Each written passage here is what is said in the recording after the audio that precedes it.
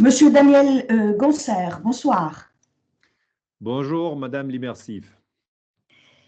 Bonjour et bonsoir, puisqu'on est suivi partout sur la planète francophone, hein.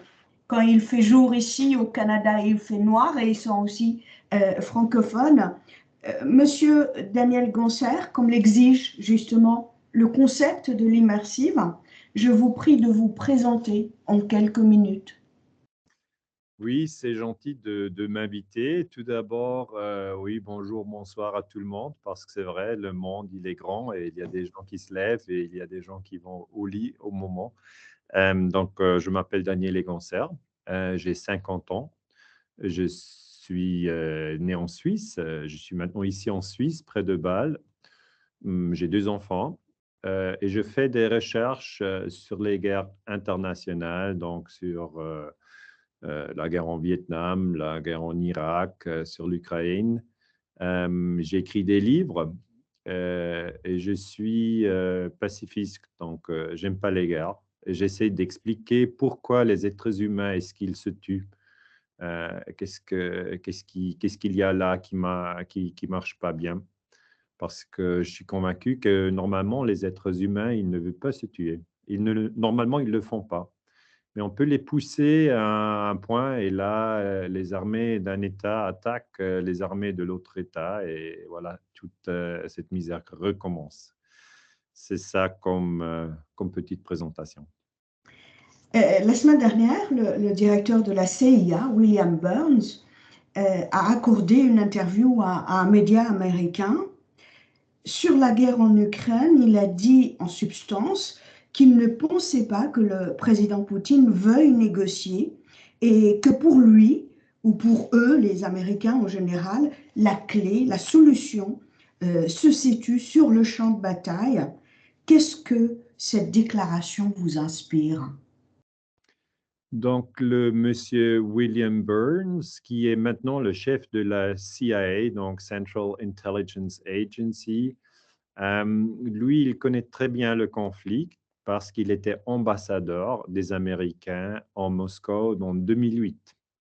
En 2008, c'était président Bush qui a invité l'Ukraine de joindre l'OTAN. Et ben, c'était là, la crise, elle a commencé.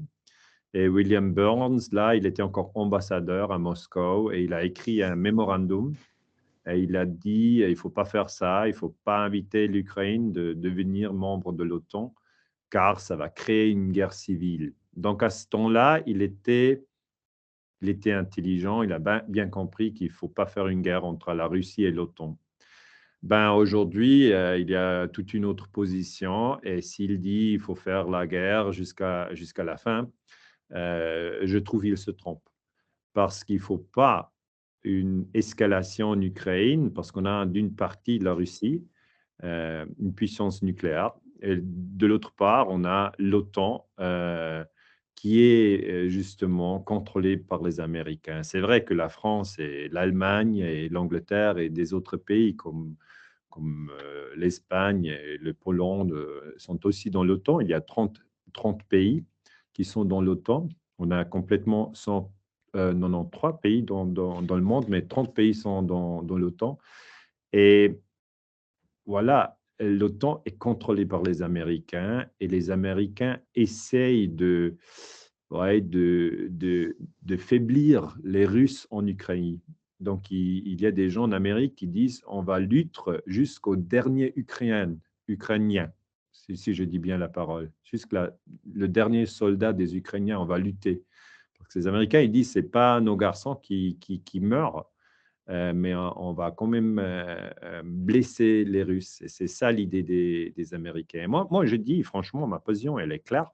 Je dis, l'Allemagne, elle ne devrait pas s'engager dans cette guerre. Elle ne devrait pas du tout envoyer des armes en Ukraine. La France non plus. Maintenant, on entend parler que la France veut envoyer des avions, des Mirages à l'Ukraine. Je trouve vraiment, c'est pas la bonne direction, c'est la direction vers une troisième guerre mondiale. Et moi, je suis contre, hein, je veux pas cette troisième guerre mondiale. Mhm. Vous avez dit qu'un certain nombre de pays européens sont prêts aussi à envoyer des armes à l'Ukraine. Mais que diriez-vous, hein? Je n'avais pas prévu de vous poser la question puisque vous êtes de Suisse. La Suisse et sa neutralité, parfois elle est compatible, parfois elle n'est pas compatible. La Suisse aussi dit qu'elle est prête à envoyer des armes à l'Ukraine. C'est complètement fou, hein. Alors, c'est ce que je vois ici en Suisse, je ne l'ai jamais vu dans mes 50 ans que je suis sur la Terre, parce que la Suisse, elle a toujours dit, on reste neutral. On va pas prendre parti dans un conflit. Et dans ce cas-là, après l'invasion russe en Ukraine, c'était le 24 février 2022, il y a presque un an maintenant, après cette invasion, la Suisse a dit pour quelques jours, c'était pour 4 jours, elle a dit on va rester neutre, neutral. Est-ce qu'on dit neutre ou neutral en français? Des fois, Neutre, en français, neutre, neutral en anglais. ouais, c'est ça, des fois, il me manque les mots. On va rester neutre, c'est ça ce que la Suisse a dit. Et puis, on a persévéré pour seulement 4 jours, hein. Le 28 février, la Suisse a dit, ben, on va faire une guerre économique comme tous les autres pays de l'OTAN, mais la Suisse, elle n'est pas membre de l'OTAN, elle n'est pas membre, elle n'est pas membre de l'Union européenne non plus. Donc, je trouve ça faux. Les gens en Suisse, ils ne sont pas d'accord. Il y en a donc qui sont d'accord, mais il fallait quand même une vote sur ce sujet parce qu'ici en Suisse, on a la démocratie directe et maintenant, il y a des gens qui sont en train de s'organiser, de dire on ne veut pas ça et on veut voter sur ça et on veut que la Suisse retourne à la neutralité. Mais c'est vrai, au moment où on participe à cette guerre économique, on n'a pas encore envoyé des armes. On n'a pas encore. Il y a tout un débat là-dessus. J'espère qu'on ne va pas le faire, mais c'est des situations que je trouve extrêmement dangereuses parce quand même, les gens qui s'intéressent pour la paix, ils doivent aussi présenter leur analyse parce que au moment où on n'entend que les gens partout un peu qui disent il faut envoyer les armes, il faut envoyer les armes, il faut envoyer... Mais ils n'ont aucune idée comment résoudre le conflit. À la fin, je dis, ce conflit, il faut le résoudre avec la diplomatie, avec la communication, parce que ce n'est pas possible de jeter des armes sur les Russes et puis ils vont retirer. Ça ne va pas être le cas. Mhm. Alors justement, et on dira encore beaucoup, on va consacrer beaucoup de temps aux États-Unis, puisqu'on parle de l'Ukraine, parce que tout le monde sait que ce qui est derrière l'Ukraine, c'est bien sûr les États-Unis et l'obsession de l'Amérique. Au fond, ce n'est pas la Russie, mais c'est la Chine. C'est la Chine qui est la rivale systémique. Et que finalement, on entend ça et là depuis quelques jours que les Américains veulent en finir avec la guerre en Ukraine, quitte à abandonner à la Russie, par exemple, définitivement la Crimée, qui est déjà un acquis pour les Russes, mais aussi le Donbass. Quelle est la part de vérité dans tout ça? Pourquoi seulement maintenant on ouvre la possibilité à la diplomatie, à la négociation? Il y a eu des négociations déjà en mars 2022 en Istanbul. Et Zelensky et Poutine, donc le président de l'Ukraine et le président de la Russie, ont trouvé des solutions, mais on a entendu que là, et c'est très intéressant d'écouter un peu ce qui s'est passé là en Istanbul, en Turquie, que ça, c'est les négociations ouais, il y a eu un sabotage de ces négociations. Donc, cette guerre, elle continue à cause des Américains, parce qu'ils veulent que cette guerre continue. Euh, Ce que je vois, c'est que les Américains, après la fin de la guerre froide, ont dit, ben, nous, on est les plus forts Ils ont fait la guerre en Irak en 2003, c'était illégal.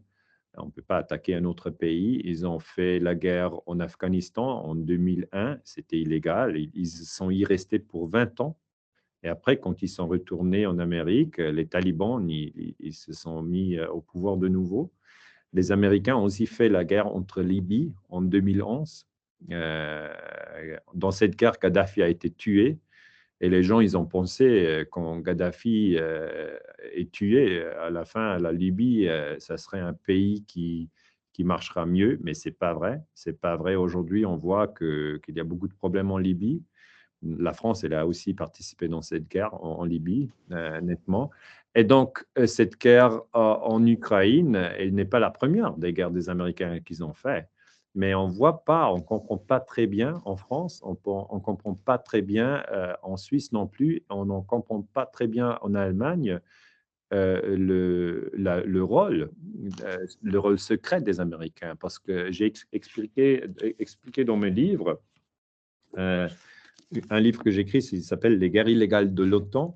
Là, j'ai un chapitre sur l'Ukraine et je dis que voilà, en 2014, les Américains ont fait un coup d'État en Ukraine. 2014. Donc, cet coup d'État en 2014, c'était le 20 février 2014. C'est ça, ce coup-là, ce coup d'État a vraiment poussé tout le pays dans une crise qui continue jusqu'à aujourd'hui. Parce que c'était en 2014 que après, le gouvernement en Ukraine a été changé. Ce n'était pas une élection, ce n'était pas un changement démocratique, mais c'était une opération militaire parce qu'on a tué des policiers, on a tué aussi des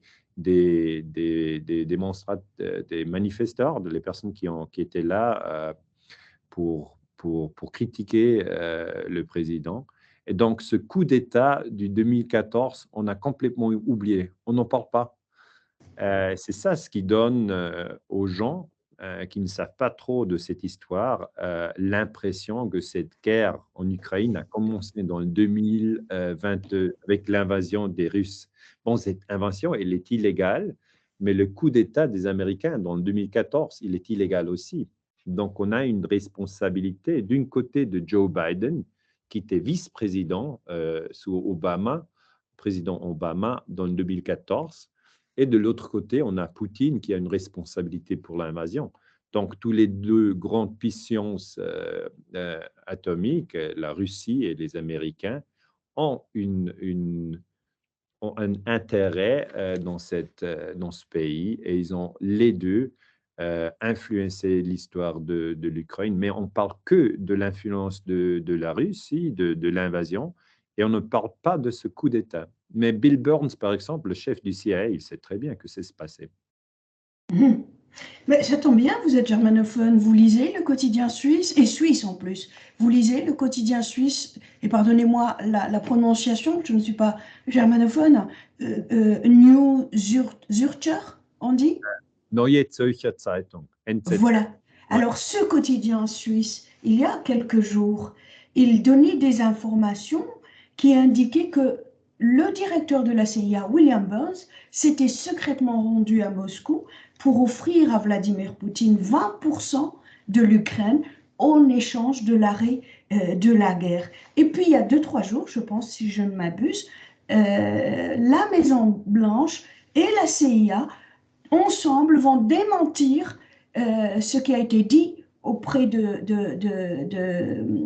magazine américain, Newsweek, les informations donc, qui ont été données par ce journal suisse-allemand qui est assez sérieux.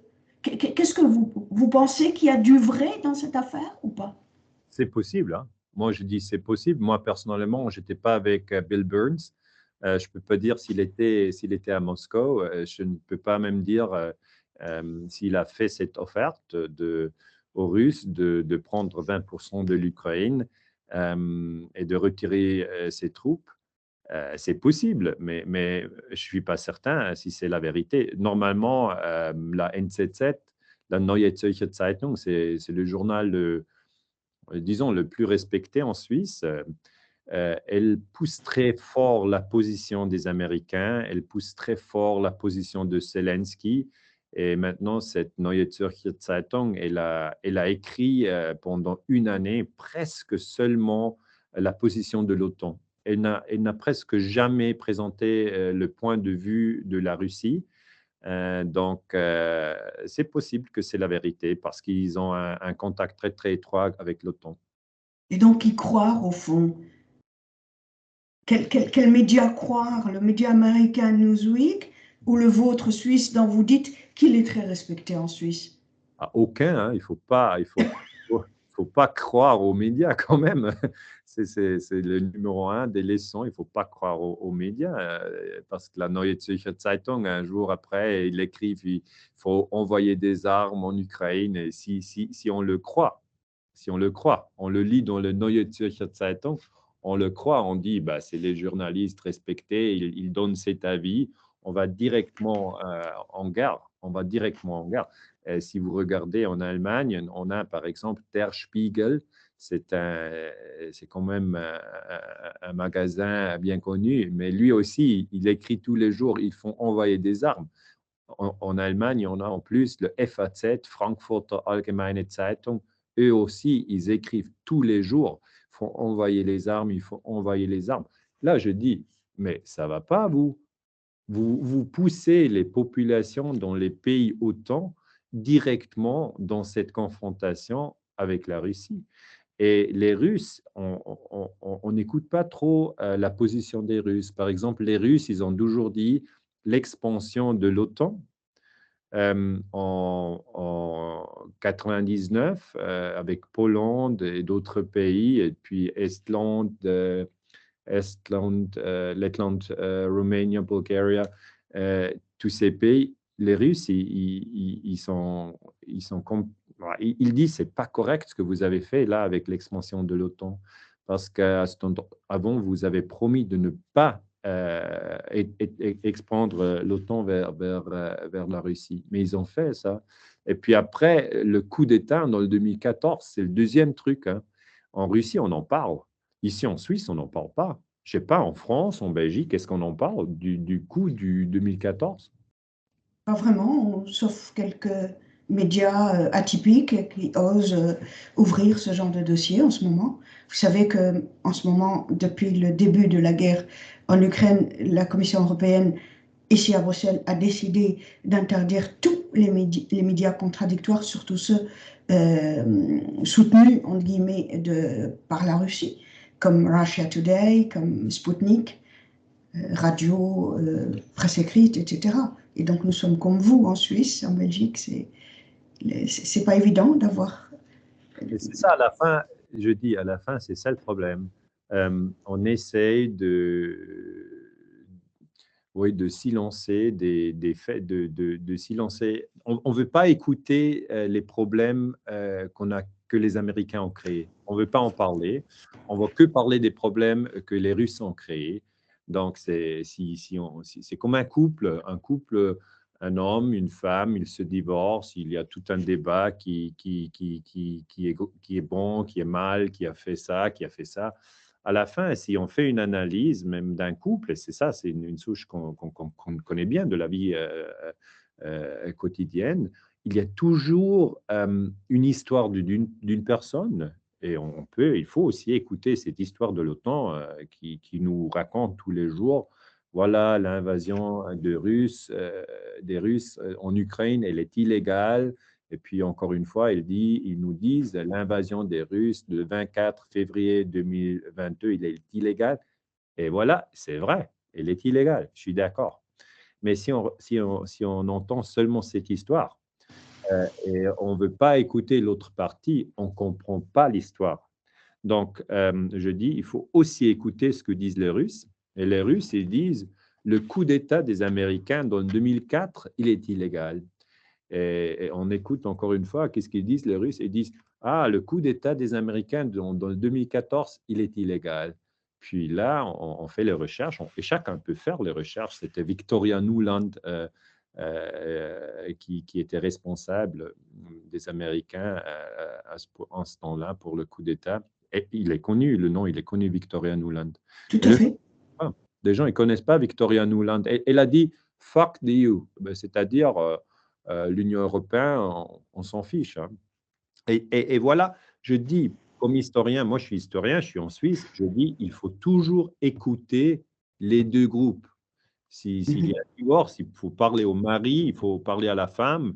Et après qu'on a parlé avec les deux, on voit chacun, il est un peu dans le truc, il a une responsabilité partielle. Et ce qu'on voit ici dans la Neue Zürcher Zeitung, par exemple, que vous avez mentionné, vous, Mhm. eh ben, il parle que des problèmes que les Russes ont créés. Il ne parle pas du tout du coup d'État des Américains. C'est presque un silence, on ne peut pas en parler. Et si quelqu'un en parle, on dit toujours, moi, c'est un complotiste, ce qu'il dit, c'est pas vrai. Et déjà, je trouve que c'est très important pour le mouvement de la paix. Bon, les gens qui sont contre une escalation, il y a ces gens en France, il y a ces gens en Algérie, il y a ces gens en Belgique, et il y a ces gens en Suisse aussi, que vraiment ces gens, eux aussi, ils participent dans la discussion. Parce qu'il ne faut pas laisser la discussion seulement à celles qui cherchent la guerre totale. Parce qu'une guerre totale, ça veut dire une guerre de toute l'OTAN contre la Russie. Ça sera une guerre atomique. Et il ne faut pas la faire. Je dis, il ne faut pas la faire du tout. Il faut parler, il faut essayer de comprendre ce qu'on a fait, nous, l'OTAN. Ben, nous, la Suisse, elle n'est pas partie de l'OTAN, mais la France, par exemple, elle est partie de l'OTAN. La Belgique aussi, les Américains, les États-Unis, ils sont partis de l'OTAN. Et eux, l'OTAN, avec 30 pays maintenant, eux, ils doivent réfléchir sur les guerres qu'ils ont fait. Euh, L'OTAN, elle dit, ben, c'est incroyable que la Russie a attaqué l'Ukraine. Mais ils oublient complètement que les pays OTAN ont bombardé la Serbie dans le 99. Vous dites 99, c'est vrai? Non, 90. non, non, on dit 99 comme vous, mais nos amis canadiens en France, en Afrique francophone, ils disent 99. Mais dites-le en Suisse, c'est ça la francophonie aussi, hein, c'est ça la langue française, En avec Suisse, toutes ces on dit couleurs et ces accents. en Suisse, on dit 90, et j'espère qu'on me comprend. Mais là, je voulais expliquer qu'en 90, 1990, donc il y a 24 ans, l'OTAN a jeté des bombes sur la Serbie, ce qui était illégal. Les Russes, ils ont bien vu, hein, ils ont bien vu.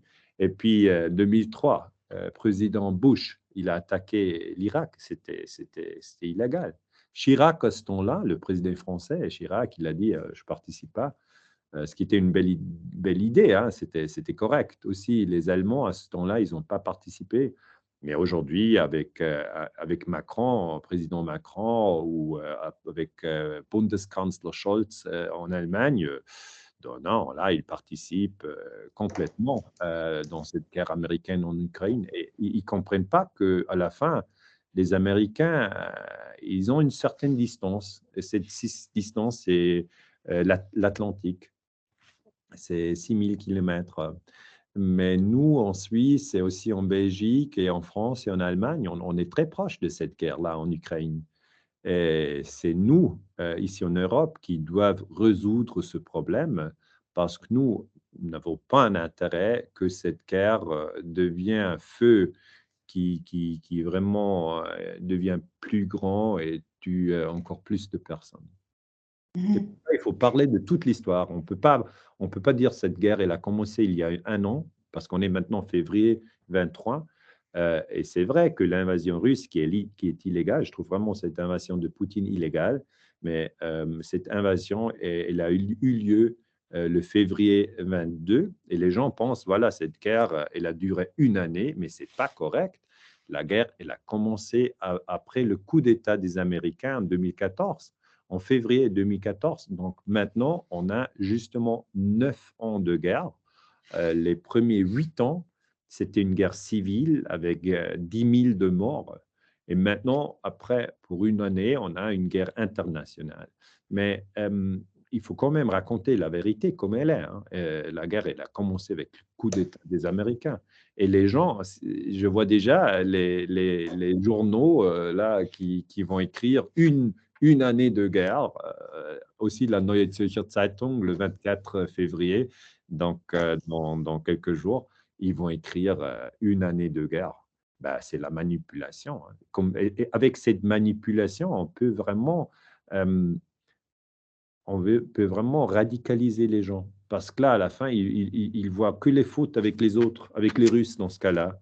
Ils ne voient pas les fautes de l'OTAN. Ils n'en parlent même pas. Restant un tant soit peu sur l'actualité factuelle, j'allais dire, et je compte sur votre analyse. Je reviens à Monsieur William Burns, le directeur de la CIA. Euh, Lors de son interview dans un média américain, il avait dit aussi qu'il faut faire mal à Poutine et très vite, de manière à ce que après, au bout de 6 mois, on a terminé avec cette guerre, c'est-à-dire d'ici à la fin du printemps prochain. Monsieur Gonçalves, vous avez évoqué Biden, Macron, Scholz.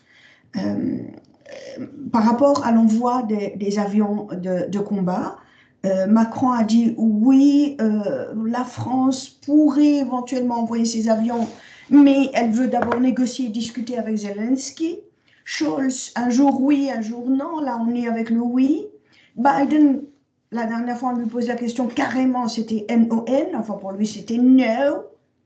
On n'envoie pas. Les États-Unis ne veulent pas envoyer les avions de combat à l'Ukraine. L'Ukraine est fâchée. Monsieur Zelensky dit waouh, pourquoi il me lâche? J'ai besoin de plus de force pour anéantir l'invasion russe. Quelle est votre grille de lecture par rapport à tout ce qui a été dit juste cette dernière semaine? Ben, je trouve que c'est de la folie totale parce que les gens, ils ne font pas une analyse profonde, sincère. Parce que là, même si Macron envoie des avions, bref, il faut se demander, pour piloter un avion, ça ne se fait pas dans un jour, hein. Donc, il faut du training. Et ce training pour un avion comme ça, bah, moi, je dirais 6 mois au moins. 6 mois au moins. Donc, cet avion ne va pas avoir un effet jusqu'en août, peut-être même septembre 23.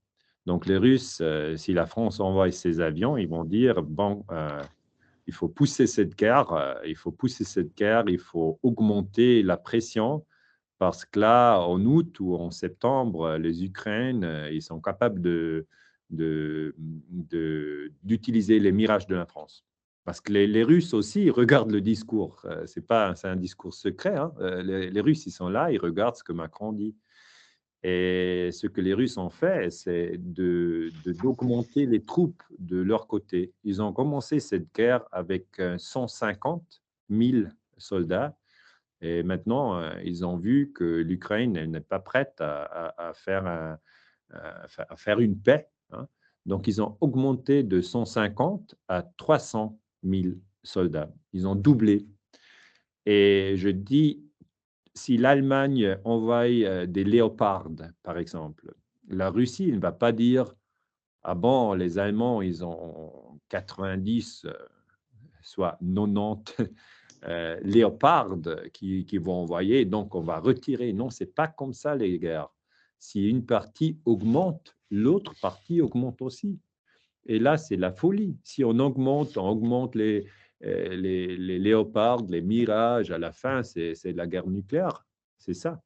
Parce que c'est quand même une confrontation qui n'est pas une confrontation entre des petits pays. C'est une confrontation entre les très grands pays. Donc la Russie, c'est le pays le plus grand.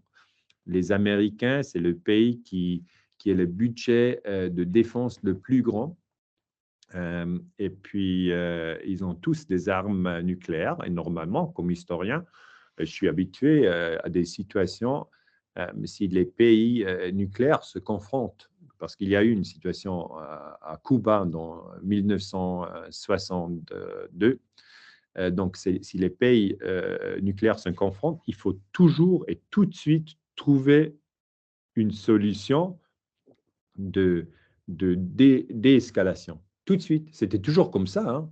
Et maintenant, je vois qu'en Ukraine, les gens disent Mais non, mais on va continuer quand même encore un peu, hein. On va envoyer quelques mirages, puis on va avoir, peut-être, on peut aussi attaquer la Crimée, qui est Russie maintenant. Après le coup d'État des Américains en 2014, la Crimée a décidé, avec une vote populaire, de quitter l'Ukraine et d'être part de la Russie. Bref, si Zelensky va attaquer la Crimée, Poutine va dire tu attaques la Russie. Et là, si les gens disent pas de problème, on peut quand même essayer, puis on va voir ce qui se passe. Là, je dis il y a le danger d'une guerre atomique. Et donc, il ne faut pas le faire. C'est que ça que je dis. Je dis toujours, il faut raconter toute l'histoire. Je répète, l'invasion illégale des Russes du 2022, mais aussi le coup d'État illégal des Américains de 2014, et en plus, l'OTAN qui s'est agrandie. Elle était de 16 pays dans la guerre froide. Aujourd'hui, elle compte 30 pays.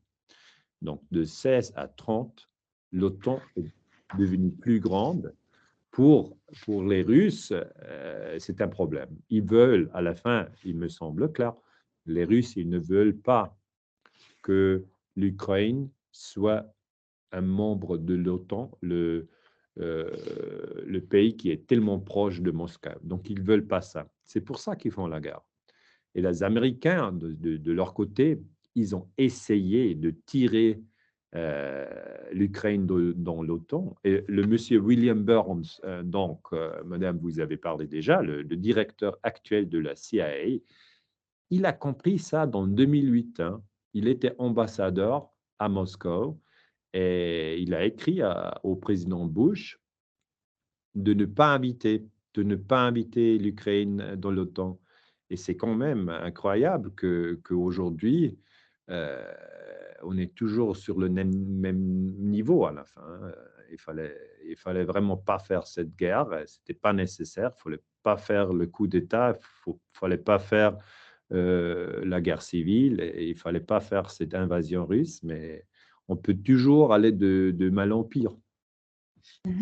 C'est très bien ce que vous dites parce que vous rejoignez quelque part le rapport qui a été publié par un think tank qui est très proche du Pentagone, qui Rand, dit juste, c'est la oui, Rand Corporation. exactement, et qui dit, comme vous l'avez dit avec vos mots, que plus le conflit perdure, plus la Russie peut faire recours à l'arme nucléaire. Et on peut tous imaginer les conséquences. Et d'abord, comme vous l'avez si bien dit tout à l'heure, ici, chez nous, dans le continent européen. Euh, et justement, ce think tank aussi conseille, en guillemets, que cette guerre doit finir en déant les 6 mois, je vous le disais tout à l'heure, parce que tout simplement aussi, plus elle perdure, plus les coûts pour les Américains vont être élevés. Moi, j'ai envie vraiment que vous me donnez votre sentiment pour monsieur tout le monde, hein, pour en tout cas nos auditeurs de la plateforme de l'immersive, pour qu'ils comprennent pourquoi ce retournement de position, de situation. Je ne sais pas si, comme moi, vous avez aussi remarqué, par exemple, BBC dans toutes ses langues commence à poser ce genre de questions. Alors, pourquoi pas les négociations?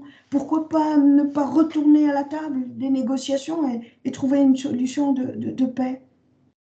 Alors, premièrement, c'est correct. C'est correct de retourner à la table, c'est toujours correct parce que, comme historien, je peux dire, avant une guerre, les gens, ils parlent.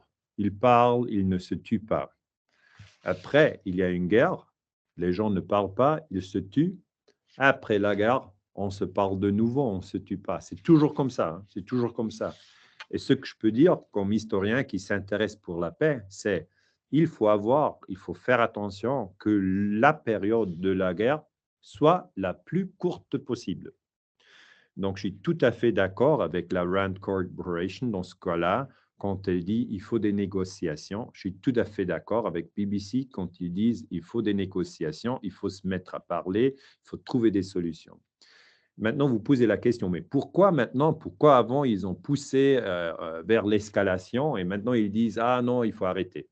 Vers l'escalade. Vers l'escalade, excusez. Escalation is an English word, I guess. Donc, des fois, je suis dans l'anglais, je suis dans l'allemand. Mais cette escalade, on l'a maintenant fait pendant une année. OK? Nos chaînes de télévision, nos journaux, ils nous ont toujours dit, entre quelques mots, il faut se battre, il faut envoyer des armes, il faut battre les Russes. Ben maintenant, après une année, ils réalisent les Russes, ils sont avancés. Ce n'est pas les Ukrainiens qui sont avancés dans la Russie, c'est la Russie qui est avancée dans l'Ukraine. Parce qu'il y a quand même une partie de l'Ukraine qui s'appelle le Donbass. Et cette partie, maintenant, elle a été coupée de l'Ukraine et elle appartient maintenant à la Russie. Donc, l'Ukraine, elle est devenue plus petite. Aussi, il y a Zaporizhzhia, une autre partie de la Russie et de l'Ukraine qui a été pris par les Russes. Troisième, Kherson, c'est un district, comment est-ce qu'on dit, oblast, on appelle en Ukraine, mais voilà, c'est des districts. Il a aussi été pris des Russes et la Crimée, elle a été prise en 2014 après le coup d'État de Obama et de Joe Biden.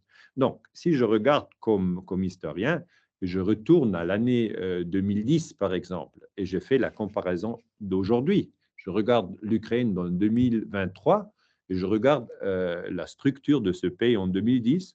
Je vois aujourd'hui, l'Ukraine, elle est devenue plus petite.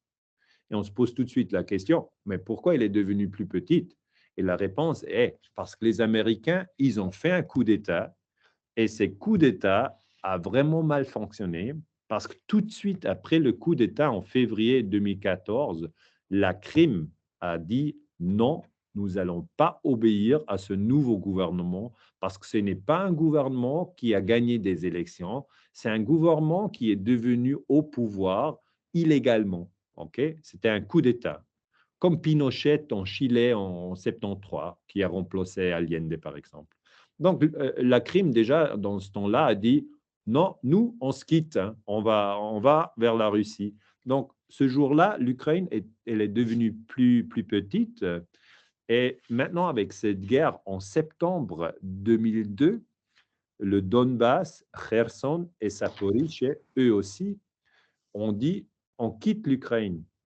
Donc, vous avez posé la question que maintenant, il y a des voix qui disent il faut faire des négociations.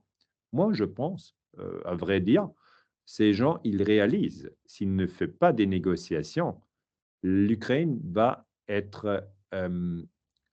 elle va perdre encore plus de territoire. La question maintenant, c'est si aussi Odessa va être prise des Russes. Odessa, c'est une ville dans le sud. Et si on regarde la carte de l'Ukraine, en plus du Donbass, en plus de la Crimée, elle risque de perdre Odessa. c'est ça. Et si l'Ukraine, si maintenant je me mets dans la tête de Zelensky, je pense, si Poutine est capable de prendre Odessa, l'Ukraine, elle est coupée de la mer. Elle n'est plus un pays qui touche la mer, mais c'est tout un territoire russe après là. Et la Russe, il faut dire, la Russie, elle est déjà le pays le plus grand. Ils n'ont pas besoin de kilomètres en plus. Ce n'est pas comme la Suisse. La Suisse, elle est un tout petit pays, mais la Russie, elle est immense. Elle n'a pas besoin de ces kilomètres carrés.